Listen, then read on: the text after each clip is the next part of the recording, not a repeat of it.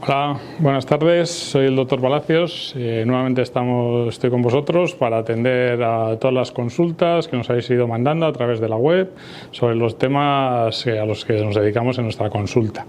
Vale, debido a que la mayor parte de consultas que se nos han hecho, sobre todo bien referidas a temas de la cirugía mamaria, que es probablemente la cirugía más demandada en la actualidad.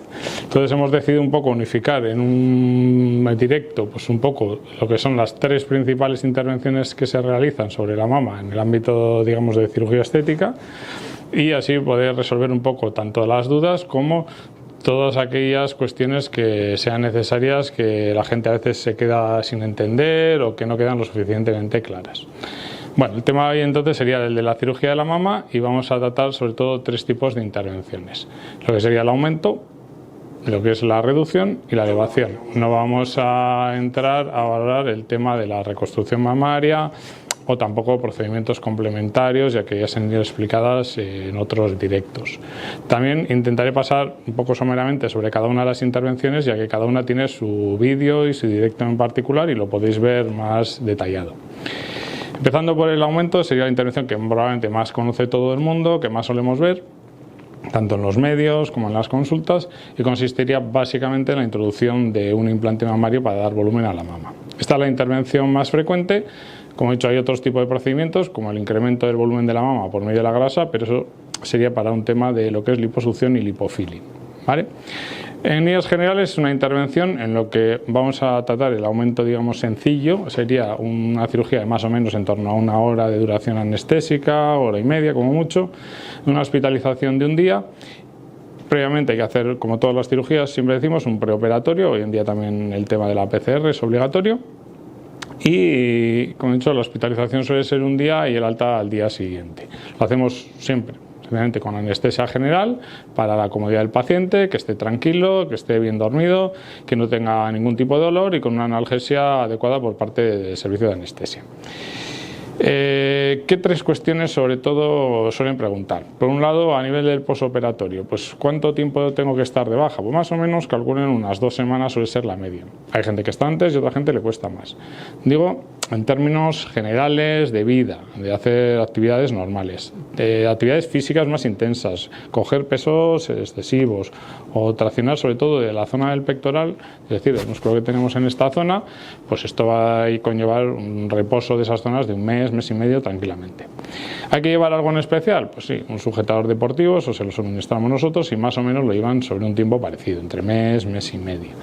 Y sobre todo el tema de la baja laboral, pues cuándo la tengo que coger o cuánto tiempo deberé estar sin trabajar, no exclusivamente lo que es el ámbito del dolor, sino también que me limite mi actividad laboral. A nivel técnico, también tres cuestiones son las más importantes. Uno, la más que muchas veces la gente ya viene porque lo ha leído en los medios, es la relación, la posición del implante en relación, sobre todo en la cavidad torácica, en la caja torácica, en relación al músculo pectoral. La mayor parte de implantes se hacen en chicas que suelen estar delgadas, que no tienen mucho volumen de grasa, cuya, digamos, lo que se llama el pellizco de lo que es la mama, el volumen mamario es pequeño, menos de 2 centímetros normalmente.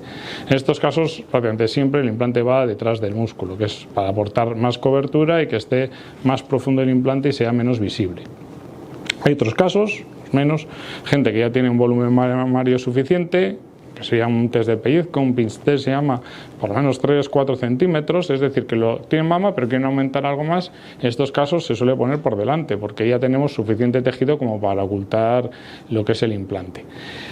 Un tercer plano, podríamos decir, sería un término que sería subfascial. Básicamente viene a ser un plano sobre todo del tipo subglandular, pero con una pequeña cubierta del músculo, pero no de la potencia muscular ni la cobertura que proporciona el músculo pectoral. La segunda cuestión es en torno a los implantes. Pues como son tipo, forma, tamaño, hay tres tipos de productos para fabricar implantes, sobre todo lo que es la silicona, que es el más ampliamente utilizado, yo utilizo casi siempre poliuretano y suero. Poliuretano lo uso en alguna ocasión, pero pocas, y el suero no lo suelo utilizar. Dentro de estos, el gel es un gel cohesivo de silicona, lo cual las mejoras con relación a antiguamente, que era líquido. Sobre todo se miran dos variables, la forma y el volumen. El volumen va a venir determinado por la exploración física del paciente, la anchura de su mama, la proyección. Esto nos va a decir qué tamaño es el que casa, por así decirlo, con su caja torácica. Y en segundo lugar, la forma, tendríamos dos tipos de implantes básicamente, serían lo que son redondos y anatómicos. El redondo llena un poquito más el polo superior, el anatómico tiene más forma de lágrima. Durante hace 8, 10, 12 años el aumento exponencial era hacia los implantes anatómicos y eran los implantes más habitualmente utilizados.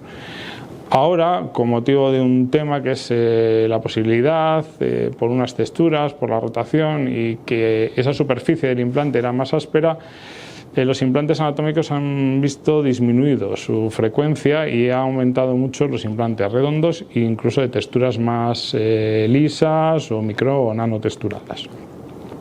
Hay otros implantes que serían, algunas veces preguntan, pues nanotexturados, inmunomódicos, son implantes de otras casas comerciales que realmente son implantes redondos, pero que el gel, al ser menos compactado, baja más hacia abajo y da una simulación a la que podría ser un implante anatómico, y el gel es un poquito con una capacidad de llenado dentro del implante menor.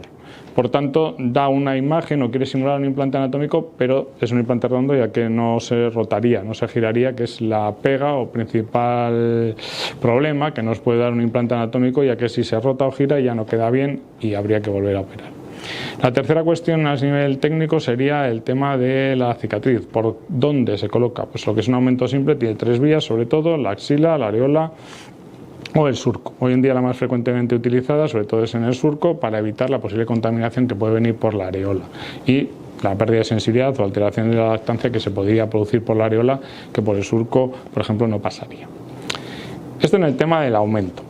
El tema de la reducción es un tema completamente opuesto. Muchas veces viene la gente pensando, bueno, es que a mi amiga la han operado y no tiene cicatrices, pero viene una reducción y es una intervención que, aunque está hecha sobre el mismo órgano diana que sería la mama, es completamente distinta.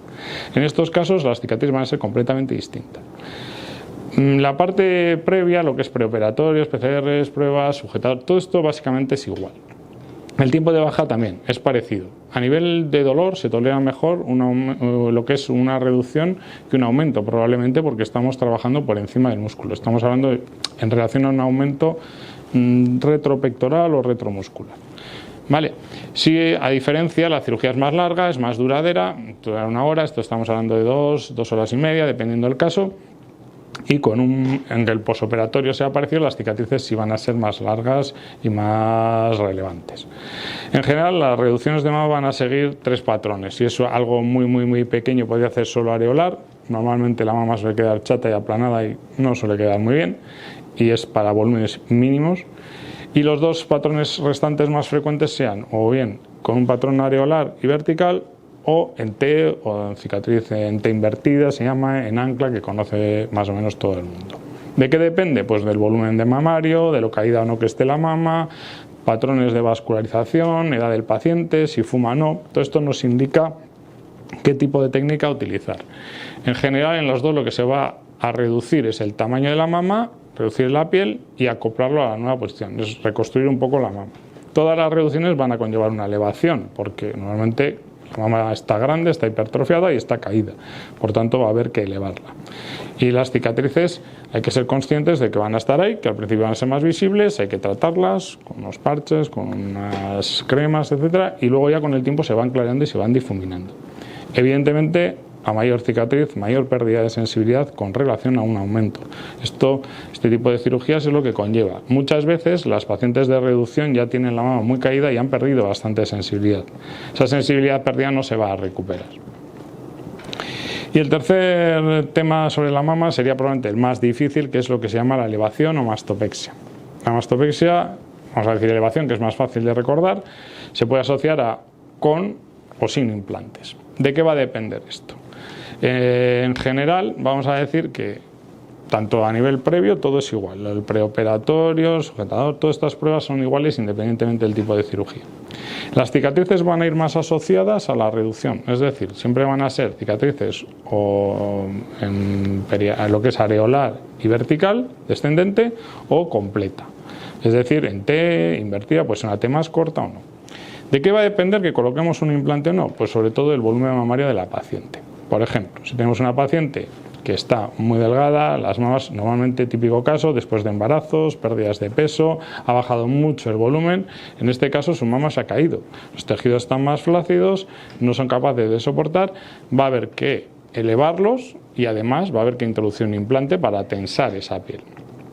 En otros casos, por ejemplo, puede tener a la paciente que tenga mucho volumen mamario suficiente y que con motivo de ello o ganancias de peso, el implante, pues la mama se ha ido cayendo gradualmente. En estos casos, si ella tiene suficiente volumen mamario, se puede reconstruir su mama con su propio tejido mamario. Es lo que se llamaría autoprótesis, es decir, su propia mama va a hacer o va a funcionar como un implante. Evidentemente no va a tensar tanto como un implante, pero tiene la gran ventaja de que no tienes que usarlo. Por tanto, aquí es fundamental valorar al paciente en consulta y explicarle las opciones que son posibles. A veces solo es una, que es con implantes, y otras veces podemos tener las dos posibilidades. Y uno debe decidir.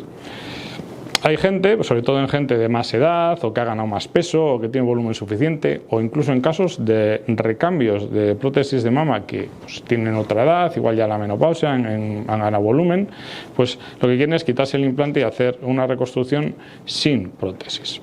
En estos casos, su propio tejido mamario se introduce y se sutura para dar forma. La gran ventaja es que no va a tener un implante, no va a haber que hacer un seguimiento específico de ese implante, ni va a requerir un recambio posterior, ya que no lo he comentado ya en otros vídeos, los implantes no son permanentes, hay que vigilarlos y hay que controlarlos. Con el tiempo sufren un estrés y un desgaste, y tarde o temprano, según la edad del paciente, habrá que sustituirlos. En estos casos tienen esa ventaja de no utilizarlo. En los otros, pues gente que ha adelgazado mucho, que no tiene volumen, no tenemos tejido mamario para hacer una mama. En estos casos necesitamos un implante. En estos casos se introduce similar a lo que sería un aumento, pero con las cicatrices de la reducción. Todo esto se puede combinar, cualquiera de estas cirugías, con lo que son procedimientos de lipofilling, relleno graso, etc. Evidentemente, para que lo entiendan volumétricamente, 200 centímetros cúbicos de grasa no dan la proyección ni el volumen de un implante de 200 centímetros cúbicos de silicona. La grasa es mucho más blanda, es más flácida, por decirlo de una manera, no es tan tensa, y tienen que saber que a lo largo del tiempo, sobre todo en los 6 primeros meses, se puede producir una pérdida que puede oscilar normalmente entre el 30 y el 50%, incluso dependiendo de los casos. Muchas veces eso, si solamente se quiere utilizar ese tipo de procedimiento, puede necesitarse un segundo o una tercera intervención. Pero bueno, vamos a centrarnos en lo que sería la cirugía propiamente mamaria con implantes. Entonces, aquí teníamos las 3 opciones: el aumento, la reducción y la mastopexia. Hay que entender eso, que son cirugías, aunque sobre la misma zona, totalmente diferentes, y las cicatrices diferentes, y la evolución distinta en cuanto a cómo van a curar esas cicatrices, el aspecto. Por ejemplo, en una mastopexia, cuando se usa un implante, la mama va a quedar como muy elevada y más cuadrada, por así decirlo, y luego va a ir gradualmente cayendo. Es decir, tienen un periodo de adaptación diferente, por tanto no son equivalentes todas las cirugías. Por tanto, lo que yo les digo a la gente es que tienen que entender que cada caso es individual. Lo de la amiga, la prima, la hermana, cualquier familiar o que ven en la red no es equiparable. Cada caso es único y que hay que estudiarlo individualmente. Sí, una recomendación suele ser que en los que son cirugías de elevación, los implantes deben ser de un tamaño pequeño, porque está más que demostrado que cuando se utilizan implantes de gran volumen, de más de 350, 400 o más, lo que va a ocurrir es la caída más rápida del implante. Incluso se ha utilizado y utiliza en alguna ocasión implantes de bajo peso, pero prácticamente la evolución, porque el condicionante genético de esa piel, esa calidad que tiene, pues ya viene predeterminada, y aunque la ajustes, si le pones mucho peso, etcétera, al final, tarde o temprano, va a acabar cayendo. Bueno, en general creo que ya hemos hecho un poquito toda una revisión en general de este tipo de cirugía de una manera lo más somera posible, y ya digo que todos los vídeos tienen individualmente su explicación igual más detallada. Sí es importante, como en cualquier cirugía y sobre todo en cirugías de elevación o de reducción, el tabaquismo. El fumar al final es un factor muy negativo para las cicatrices, y cuanto más cicatrices haya, sobre todo en elevaciones o en reducciones, las complicaciones van a ser más probables. Por eso es recomendable que no fumen desde las semanas anteriores a las semanas posteriores. Bueno, en general yo creo que ya hemos visto un poquito todo, y ahora empezaremos con un turno de preguntas, a ver un poco, porque han sido ya digo que estos son el tipo de cirugía que más cuestiones tenemos a nivel de la web. Bueno, se empiezan a preguntar si se corrigen asimetrías en la operación. Hombre, el ideal, lo que todos queremos es que quede todo lo más parecido posible. Evidentemente nadie es simétrico, nadie es perfecto, ni antes ni después, porque no solo ya las mamas, sino también lo que es la caja torácica, las costillas. A veces hay deformidades, como se llaman pectus, es decir, igual a veces han visto gente que tiene el tórax como más hundido, otras veces tienen las costillas más salientes. Las mamas nunca son iguales, a veces hay que utilizar implantes de diferente tamaño, es decir, uno un poquito más grande, otro un poquito menos, o compensarlo, como decíamos antes, con lo que es el injerto graso, el lipofilling, para intentar que se parezcan todo lo máximo posible. Yo sería el primero que querría que todas quedasen iguales, pero eso es imposible. Una frase que les digo muchas veces dice: ni las mamas son exactamente iguales ni lo van a ser después. Vamos a intentar que se parezcan lo máximo. Sí hay asimetrías muy grandes, casos que son totalmente diferentes y que logras que se parezcan muchísimo, pero evidentemente si vamos a buscar diferencias las vamos a encontrar, eso es la realidad. Me preguntan si los implantes son mejores de una marca o de otra en cuestión. Bueno, no sé si queda mal preguntarlo. La pregunta hace referencia a implantes de la marca Mentor o Motiva. Yo he utilizado las dos marcas. En general, siempre o prácticamente en el 90% de los casos utilizo Mentor. ¿Por qué? Bueno, porque al final hay que mirar un poco todo, ¿no? La evolución, la historia natural. ¿Quién es el laboratorio que está detrás de, por ejemplo, Mentor? Detrás está Johnson & Johnson. Seguro que todos conocemos esta marca. Es un laboratorio muy potente. Probablemente es la única que tiene la licencia FDA hoy en día aprobada. Motiva estaba ahí en trámites, pero de un tipo. Y probablemente Mentor es el líder mundial de ventas. Y es el que tiene mayor capacidad de gestión y de infraestructuras y de todo a nivel mundial. Motiva es una buena marca, es una marca que se dedica exclusivamente a la fabricación de implantes. Mentor es americana, Motiva tiene su sede en Costa Rica. Los controles estrictos que pasan unas y otras pues pueden fluctuar. Motiva tiene la ventaja de sacar un implante denominado ergonómico, pues digamos que sería, porque tiene implantes redondos y anatómicos, sería lo mismo, que lo que decíamos, que al final es un gel que como tiene un poquito más para abajo, pues intenta simular un implante anatómico, pero realmente es un implante redondo. Eso es la realidad cuando lo tienes. Motiva sacó una especie de chip para poderlo detectar cuál es el implante, a diferencia, Mentor no tiene esto. Y en cuanto a la garantía del producto, todos en general, todos los fabricantes suelen dar garantía de rotura de por vida, si es un defecto en la fabricación, y Mentor también te garantiza lo que es la contractura, Motiva hasta un tiempo, y también la sustitución Mentor del implante contralateral. Estas garantías van cambiando, van evolucionando, hay que entrar en la página web del fabricante porque van renovándose esas garantías y la cobertura que tienen. ¿Cuánto tiempo duran las prótesis? Bueno, esto es variable y en cada persona es totalmente diferente. Antes, se decían las prótesis antiguas entre 10 y 15 años podrían durarlas. Hoy en día seguramente van a durar más, 15, 20 años más. Pero existen roturas precoces, lo que se llama roturas, incluso dentro del primer año. Pero dentro de todos los fabricantes reportan casos de roturas dentro de los 5 primeros años. Yo hace poco he tenido un caso de una chica que estaba operada con una marca de las que hemos dicho antes y el implante, pues cuando llegó a mí, bueno, vino que lo tenía hinchado y cuando sacamos el implante estaba completamente desestructurado, uno de ellos. El otro estaba perfecto. ¿Por qué? Pues nunca sabemos la cosa. Yo, una paciente propia, para que lo entendamos, de primera intervención. Pero lo que ocurre es que los implantes están sometidos a un estrés. Cualquier material, al final, está, digamos, en movimiento. El paciente no está estático, está haciendo cosas, salta, hace deporte, se mueve, tal.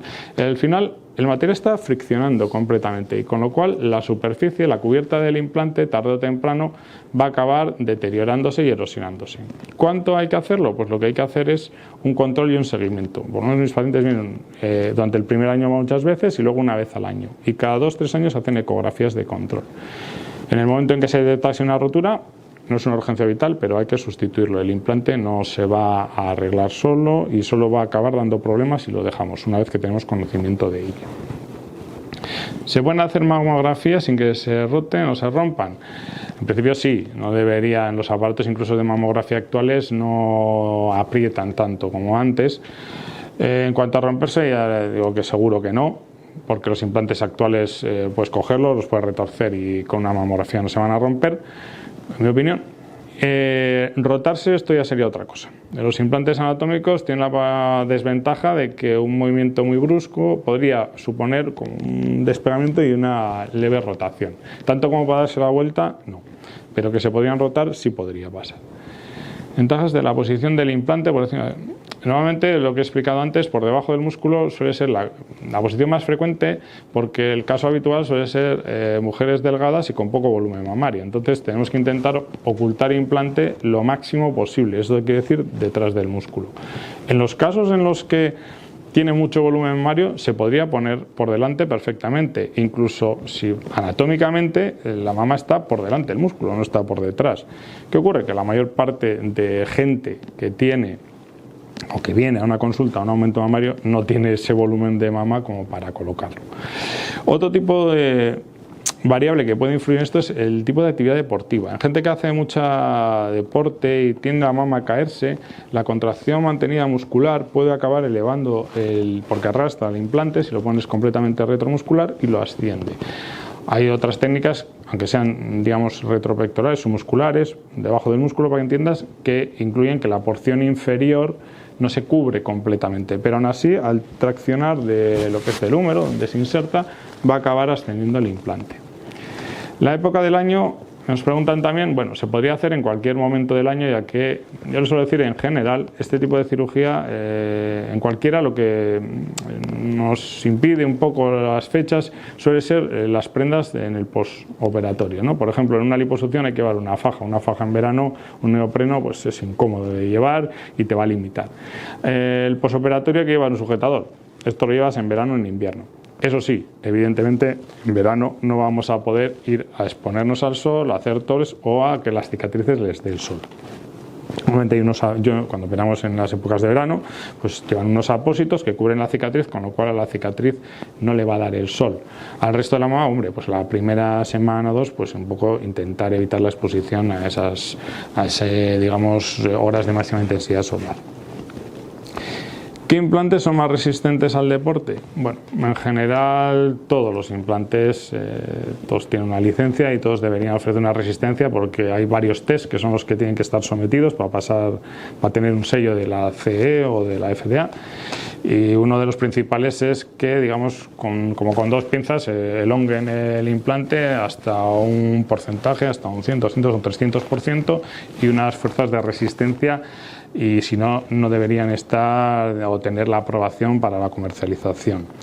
En general no he visto, no conozco que haya alguna estadística específica analizando la resistencia al deporte de cada implante, pero en general, cuanto el gel es más cohesivo, suele ser más resistente. Cuando hay menos compactación, puede ser más fácil que se fragmente internamente. El coste de la sustitución, si es el mismo, en general puede que no. Esto va a depender un poquito, por un lado, del tipo de intervención que haya que hacer. Si es simplemente cambiar el implante, pues puede ser más económico, porque los tiempos quirúrgicos y demás van a ser menores, pero si además de sustituirlo va a haber que quitar, porque hay una contractura, una cápsula muy importante, que el cual va a conllevar más tiempo, o va a haber que hacer una mastopexia, porque ha pasado el tiempo y la mama ha caído, entonces el coste puede ser mayor. Y luego también influiría evidentemente en el coste lo que es el implante. Si por ejemplo ha sido una sustitución por una rotura y la va a cubrir el fabricante, evidentemente ese dinero va a estar, digamos, rebajado lo que es el importe de la cirugía. Incluso, ya que me preguntaban antes en relación a las marcas, yo, bueno, no sé si actualmente ha cambiado alguna recientemente su política, pero desde luego Mentor era la única casa que daba hasta 1.000 euros en gastos de quirófano en el caso de que hubiese una fractura, una rotura del implante por consecuencia de un defecto en la fabricación.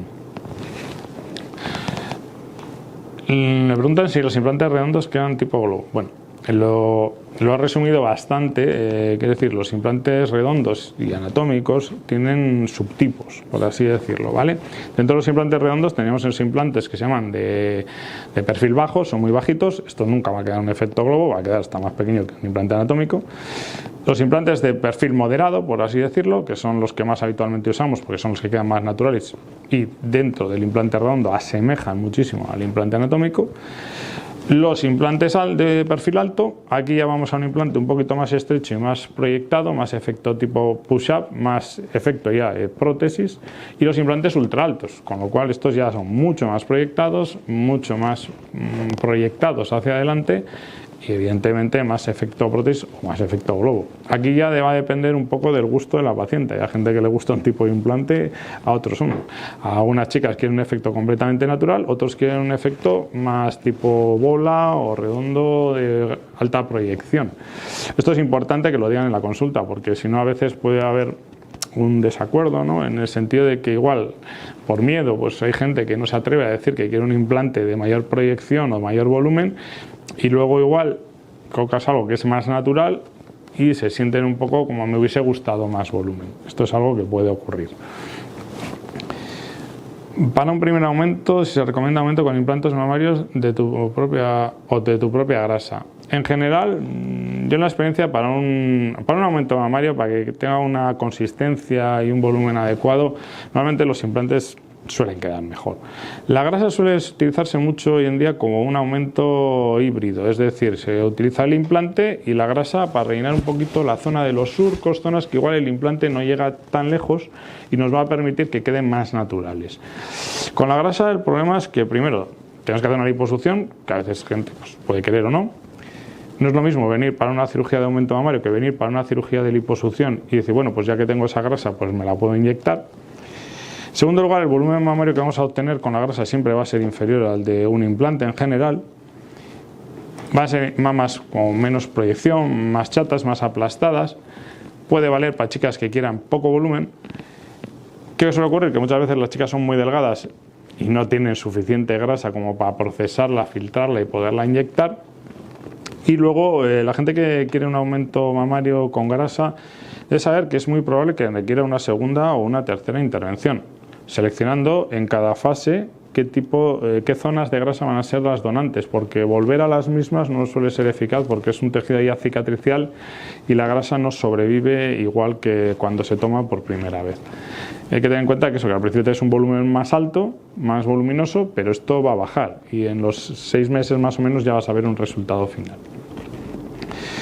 ¿Puedo saber cómo quedará mi pecho antes de operarme? Bueno, aquí hay diferentes formas. Por un lado, lo que lleva hace tiempo, si queremos ver algo informático, programas, hay sobre todo 2 plataformas que son, si no queréis saber, Sintra, que te proponen, son programas informáticos en los cuales pues, se selecciona el implante, una foto tuya previa y luego se hace. Yo lo he utilizado en algunas ocasiones. El resultado que daba luego operando a la paciente para mí no se parecía a nada, pero bueno, por eso dejé de usarlo porque al final, claro, en los programas están muy bien, pero siempre queda bien. El caso siempre queda perfecto, no se ven cicatrices, todo queda maravilloso y luego la realidad no es así, nunca quedan asimetrías, en general ofrecen un resultado, unas expectativas muy por encima de la realidad, claro. Una persona que va allí y ve esto, pues se ilumina el mundo, dice esto es maravilloso, me voy a quedar perfecta. Y luego la realidad no es así. Entonces, en los programas informáticos nunca hay hematomas, nunca hay infecciones, las cicatrices siempre quedan bien, no hay posoperatorios. Es decir, nos puede tener una utilidad, pero relativa. Otras formas son, pues en la propia consulta les sabemos poner, les vamos a enseñar imágenes de otros pacientes para que puedan ver resultados de diferentes volúmenes mamarios. Yo las fotos las enseño en la consulta por un tema de privacidad, porque a veces hay tatuajes o cosas que al final la gente pues en sitios pequeños se acaba conociendo. Y por otro lado les podemos colocar lo que son medidores externos. Evidentemente no va a ser exactamente igual que un implante colocado dentro de nuestro cuerpo porque no tenemos en cuenta la reacción de la piel, pero nos ayuda a nivel volumétricamente.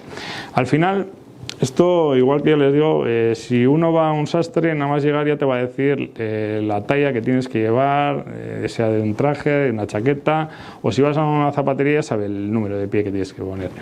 Por eso es importante acudir a la consulta, nada más vernos, cualquier cirujano ya tomando las medidas, ya sabemos qué tipo de implante. Luego un poco hay que hacerle entender a la paciente por qué sus características anatómicas le va a ir mejor este tipo de implante, porque a veces traen ideas pues cogidas de internet, de foros, ellos ya vienen con un volumen sin haber nadie medido ni saber exactamente el porqué. Por eso es mucho más útil acudir y dejarse orientar por alguien que está habitualmente haciendo este tipo de intervenciones, que no por opiniones de otras personas que nunca lo han hecho. ¿Es doloroso el posoperatorio? A ver, aquí son diferentes, ¿no? Si es doloroso, evidentemente hay que tomar calmantes, pues Nortil, paracetamol, es decir, analgésicos básicos. Es más doloroso cuando el implante, en el caso del aumento, ¿no?, está colocado detrás del músculo porque tira y tracciona. Sin embargo, por ejemplo, la reducción a nivel de dolor se tolera mejor. Sí, es una cirugía más amplia, a ver, tiene un dolor posoperatorio, pero no tiene esa sensación de presión y de distensión del músculo pectoral. Hay que tomar unos calmantes, normalmente al cuarto o quinto día suelen dejar de tomar. Y luego el dolor es algo totalmente individual. Hay gente que prácticamente no tiene dolor y otras tienen mucho. Todo el mundo tiene razón, cada persona es individual. ¿Cuáles son los pros y los contras después de la intervención? Bueno, voy a intentar enfocarlo un poco al tema de la mastopexia, lo que decíamos de con o sin implantes. Bueno, los pros, por ejemplo, de cuando se hace la cirugía sin implantes es que no vas a tener que controlar un implante, es tu propia mama, no vas a tener un rechazo, no vas a tener que cambiarlo y vas a estar, pues en ese sentido, sin tener que pensar en una posible segunda intervención. Las contras, pues sería que vas a lograr menos volumen y menos proyección que una cirugía con un implante. Si los invertimos, cuando usamos el implante serían los mismos, ¿no? Pues los pros